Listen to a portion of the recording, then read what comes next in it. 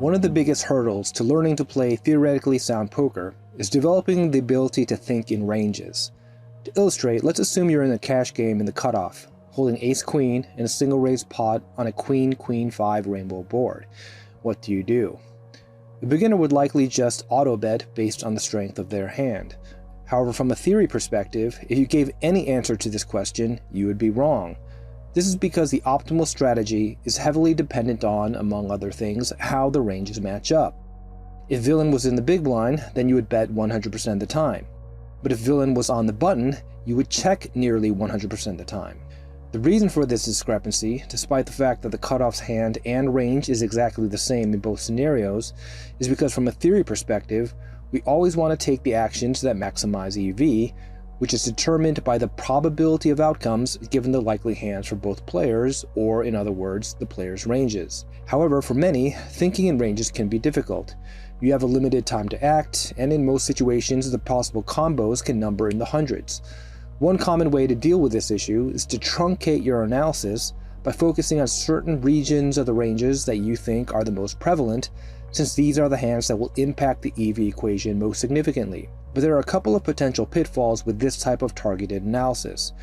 For one, it's very easy to fall down a rabbit hole and get fixated on a handful of combos that may not be representative of the entire range.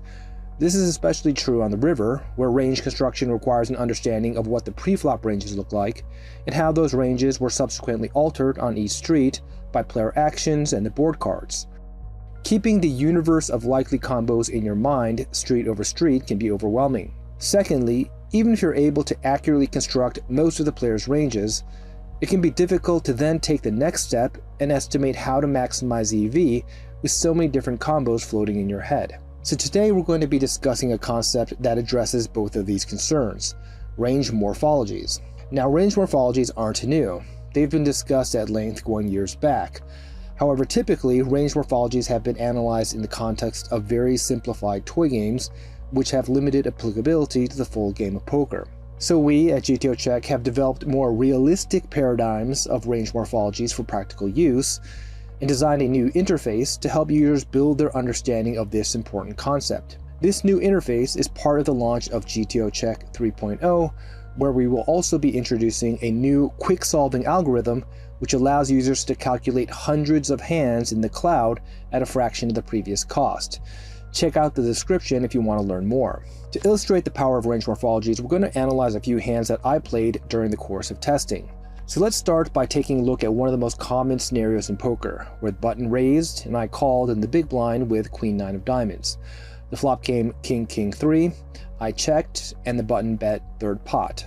So not too surprisingly, both of these plays are standard. The big blind checks range, and the button essentially bets range. But let's stop to consider why this is the case. When we take a look at the ranges and hand classes for both players juxtaposed, they aren't too dissimilar. Both players have some trips, some underpairs, and a whole lot of trash. So why are the strategies so drastically different between the two players? Well, although position has some impact here, the primary driver of these strategies is the range matchup between the players. Although the ranges on this board aren't completely dissimilar, there are some key differences that have a significant impact. To begin with, the big blind's range is what we refer to as bottom heavy. That is, proportionally, most of the range consists of trash, and it is at a significant nut disadvantage. A bottom heavy range is commonly created in one of two ways. One, when a player does not have the betting initiative, limited bets have been placed, meaning that his range is wide, and the board either favors villain or is neutral. So, for example, in most single raised or limped pots, on many boards, the big blind will have a bottom heavy range. The second circumstance where a bottom heavy range is sometimes created is where a board dynamically and disproportionately creates many nuttish hands for only one player. For example, when a runout gives villain many flushes or straights, which renders hero's range mostly trash. Offensively, a bottom heavy range typically plays very passively, and when it does bet, it is usually on the smaller size. Defensively, a bottom heavy range is often attacked with small sizings, as we see is the case here.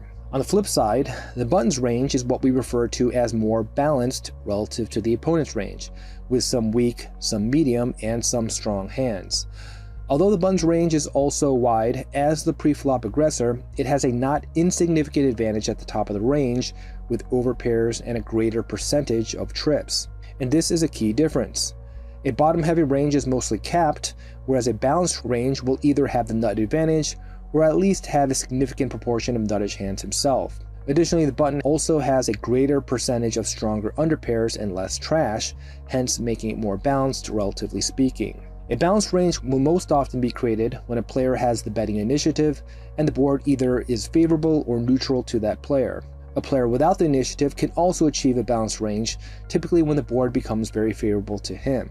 Since a balanced range is comprised of a full spectrum of different equity profiles, defensively it can face a variety of bet sizings and raises, targeting various regions of the range, and offensively, it may attack the opponent with a variety of sizings as well, with the optimal sizing often dictated by villain's range shape. In cases like this, where we have a balanced range versus a very bottom-heavy range, what we will often see is a small sizing used with very high frequency. And we can understand why this is when we analyze each region of the balanced range from the EV perspective. First, let's start with the button's weakest hands, such as Jack 8 off, Queen 4 suited, and 9 6 suited. Hypothetically, if we were to play a passive checking strategy with these types of hands, the most likely outcome is either we end up getting bluffed and forced to fold, or we lose at showdown. So the EV of checking will be relatively low. However, since the big blind has a very bottom-heavy range on this extremely dry board, it means that the likelihood of him folding to even a very small bet is relatively high. There's no straight draws, no flush draws, he has very few pairs, and he can only draw to one overcard, an ace. Accordingly, the button's EV for betting with its trash will be decent, especially since from an efficiency standpoint, a very small bet should result in a significant number of folds. Being out of position and at a significant nut disadvantage, the big blind simply will have a hard time defending with much of its range. This concept of overfolding may seem foreign to those of you who have been indoctrinated in the church of MDF, but the truth is that in most scenarios, fold percentage isn't dictated solely by the bet size. Range matchups also have a significant impact.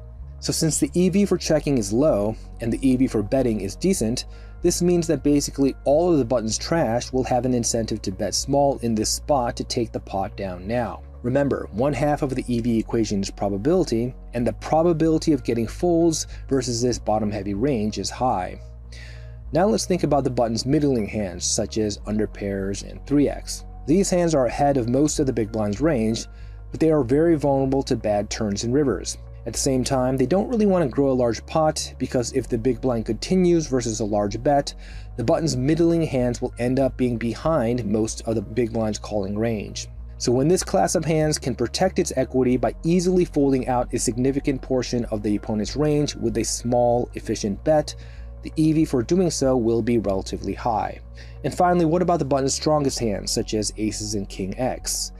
Well, given that on this very dry board, so much of the big blind range will struggle to continue, these hands also don't mind betting small to entice ace-X and backdoor combos to stay in the pot and possibly pick up a draw or pair on later streets. So from an EV perspective, in this balanced versus bottom-heavy matchup, there is a strong incentive for all of the button's equity classes to compress and utilize a small sizing throughout. Facing the small bet, I decide to raise with my queen 9 of diamonds and get the fold. And we do see that the solver likes to raise this combo at a low frequency, and it is in fact raising with around 23% of its range. So why is this happening when the big blind has a bottom heavy range and is at a nut disadvantage? Well, this is a good example of the full game of poker being much more complex and nuanced than a toy game model. The reality is that most real-life ranges, in theory, should have some mix of strong, medium, and weak hands. They will just be weighted towards certain tiers of the equity distribution. Additionally, this scenario highlights why nut advantage, although important, isn't everything, and why thinking about the range as a whole is necessary. For example, both a balanced range and a polarized range, which we will discuss later, can have a nut advantage, but they will often be played very differently. Given that the button is likely betting its entire range in this spot, although its range is relatively stronger, it is also quite wide itself, with many hands completely whiffing on this board. In other words, the button's betting range, being balanced, has plenty of autofolds. So we see that the big blind counterattacks with a number of underpairs and 3x combos for protection, king x hands that are happy to play a big pot, And since there are no conventional draws on this board, backdoor combos as bluffs, such as the Queen 9 of diamonds I was holding here. Now let's take a look at another hand I played in the same button versus big blind configuration, but where the range matchup is dramatically different due to the flop texture. In this one, I'm on the button with queens, I raise, and the big blind calls. The flop is 10-4-8, two-tone, the big blind checks, which we see is consistent with the strat on the King-King-3 board, but then I bet around 3/4 pot, and we see that the solver does like this larger sizing and is checking a significant portion of its range. So why the stark difference, especially when the players' ranges are identical to the prior scenario? Well, the button's range is still likely balanced with the nut advantage and some medium and weak hands as well, but on this board, the big blind simply has a lot more equity. It has plenty of 10x, 8x, and 4x. It also has numerous flush draws and straight draws between the 4 and 8 and the 8 and 10. It also has a bunch of combos that have overcards and backdoor equity as well. In short, the big blind's range on this board is more aptly characterized as mid-heavy. A mid-heavy range is typically created in one of three ways. One, by being the pre-flop caller, and the flop provides a number of weak connections to your range, such as lower pairs and draws.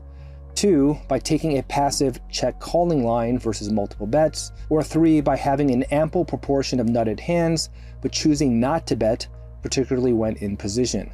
Similar to a bottom-heavy range, a mid-heavy range is at a nut disadvantage, and is therefore mostly capped, so offensively, it will generally play passively, and when it does bet, the bet will usually be small. However, unlike a bottom-heavy range, the mid-heavy range isn't dominated by autofolds, so defensively, a mid-heavy range is typically attacked with larger bets. From an EV perspective, a small bet by the button's weak and middling hands will simply not be as effective in terms of getting folds.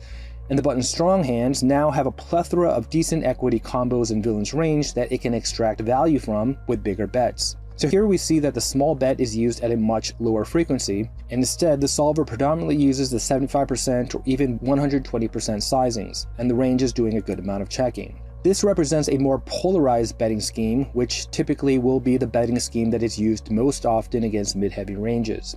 And this is a good example of how understanding overall range morphologies can help guide us on how we should be playing individual hands. Unlike the last scenario, since we're polarizing, we won't be betting the middle part of our range with high frequency. Instead, we'll be betting predominantly with our strongest hands, including queens and some bluffs. Villain calls my bet, the turn is the 5 of diamonds, and the big blind checks again. Interestingly, we see that unlike the flop, the solver does a decent amount of leading now. So why is this? Well, one thing we need to keep in mind is that range morphologies are not static, and they can change depending on the runout. If the turn or river card is a brick, then the range morphologies which were in place at the end of the immediately prior street will generally be retained in the new street, which makes things a bit easier to interpret. However, when a runout is very dynamic, it can change the range morphologies for both players, particularly when the runout uncaps a range that was mid or bottom heavy on the prior street, which is exactly what happened here. With the pre-flop ranges we use, the big blind has 7-6 off in its range, whereas the button only has 7-6 suited in its range, which gives the big blind more straights. The big blind also has a higher percentage of 2 pairs, including 10-5 and 10-4 suited, and 8-5 and 8-4 suited. In short, this turn card uncaps the big blind's range, making it more balanced, prompting the solver to seize the initiative with a portion of its range by making a small bet. And my range, on the other hand, is a representation of our final range morphology, polarized. As most of you know, a polarized range consists primarily of very strong hands and very weak hands with relatively little in the middle. A polarized range is typically created when a player has and maintains the initiative by betting across multiple streets, usually with larger sizings designed to get stacks in by the river. So in this case, by being the pre-flop aggressor, and continuing to bet on the flop with large sizing, my range started to polarize because generally speaking, mid-strength hands have a lower incentive to bet big, since a big bet is more likely to cause villain to fold worse and only call with better. Now in this case, the 5 turn depolarized my range to a certain extent by adding more strong hands to villain's range, which in turn weakened many of the hands in my range. However, overall, my range is still mostly comprised of strong hands, represented by the reddish colors, and weak hands represented by the bluish colors. Because a polarized range tends to be mostly comprised of strong and weak hands, most of the time the polarized range will be on offense. since both of these classes of hands generally have a strong incentive to bet. However, in situations where a polarized range is on defense, since the middle part of a polarized range tends to be lacking, it will usually face smaller sizings, targeting the trash portion of its range. But in this case, villain refrained from betting, and so I continue with another 3/4 pot bet. This lower card adds some lower pairs to the big blind's range, such as 7-5 and 9-5 hearts. On top of this, when the big blind simply called my flop bet and refrained from donking on the favorable turn card, it compressed his range towards the middle of the equity distribution even further. The net result of all of this is that the big blind's range has become even more mid-heavy, and so we aren't going to be using any small sizings in the button's shoes. We're betting 3/4 pot or more to get max value with our strongest hands, including our queens, and to apply max fold leverage with our bluffs in an attempt to get the big blind to muck some of his weaker pairs and draws, which it would be much less likely to do versus a smaller bet.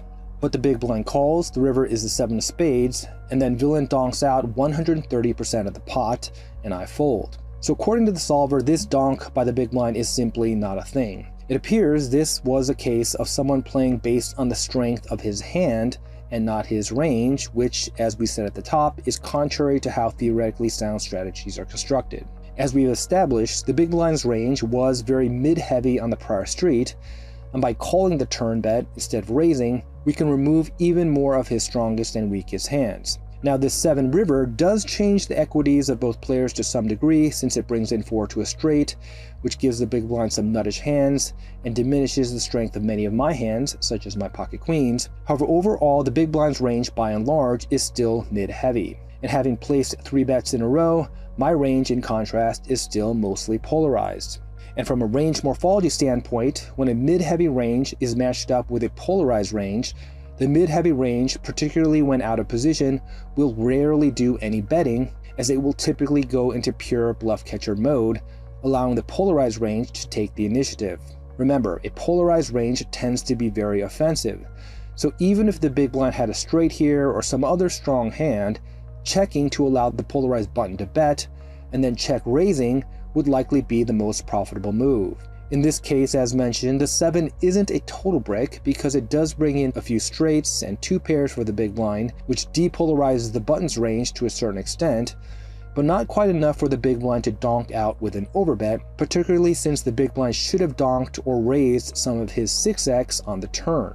And the reason why, in theory, you don't want to form strategies based on the strength of your individual hand like this is because it will generally make you easier to play against, as it narrows your range dramatically and magnifies the value of card removal. From a theory perspective, combos tend to like to move in groups because it helps with information hiding. And this highlights why utilizing range morphologies can be very helpful if you're trying to play theoretically sound poker.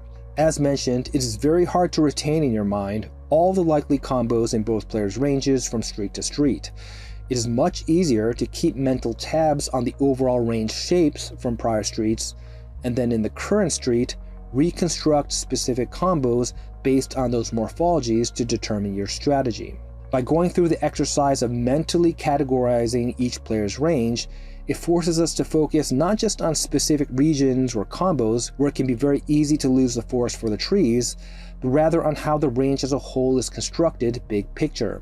And once we're able to categorize the overall range shape of both players, developing an overarching EV maximizing strategy for our actual hand becomes much simpler, because when certain range morphologies match up against each other, they will often play in specific predictable ways.